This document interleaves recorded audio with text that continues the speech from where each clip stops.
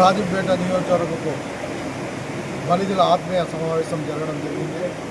దాంట్లో అన్ని మండలాల నుంచి కూడా బలిజ సోదరులు రావడము, వాళ్ళ అభిప్రాయాలు కూడా చెప్పడం జరిగింది.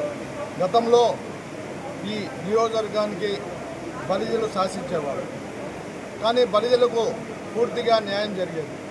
ఈ రోజులో కొంతమంది బలిజ క్యాండిడేట్లు ఓడగొట్టి వాళ్లే అధికారం చెలాయిస్తూ ఉంటే చాలామంది ఆవేదన చెందుతున్నారు, బాధపడుతున్నారు.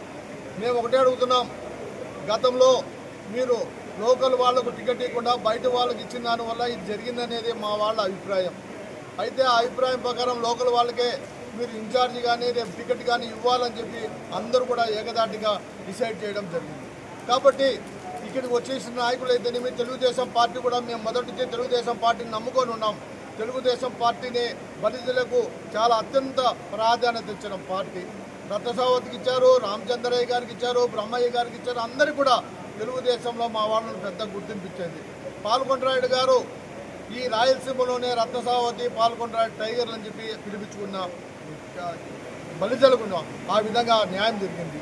కాబట్టి మేము ఒకటే అడుగుతున్నాం, బలిజలకు న్యాయం జరగాలి.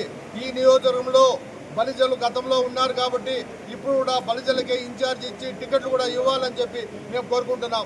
కొన్ని సామాజిక వర్గాలు ఏదో విధంగా అధిష్టానానికి తప్పుడు సమాచారం ఇచ్చి ఇక్కడ బలిజలను దూరం పెట్టాలని ప్రయత్నం చేస్తుంది. దాంట్లో మేము అడ్డుకుంటాం. నేను కూడా చంద్రబాబు నాయుడు కలిసి చెప్పాం, మా గాడ్ ఫాదర్ లేకపోతే సార్, మా గాడ్ ఫాదర్ మీరే, మొదటి నుంచి కూడా బలిజలకు ఆదుకున్న వాళ్ళు మీరే, బలిజలకు గుర్తింపు తెచ్చిన వాళ్ళు మీరే, సామాజిక న్యాయం జరిగింది కూడా తెలుగుదేశం పార్టీలోనే.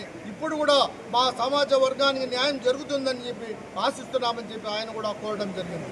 కాబట్టి తప్పకుండా బలిజలకు న్యాయం జరిగే వరకు మేము పోరాడతాం.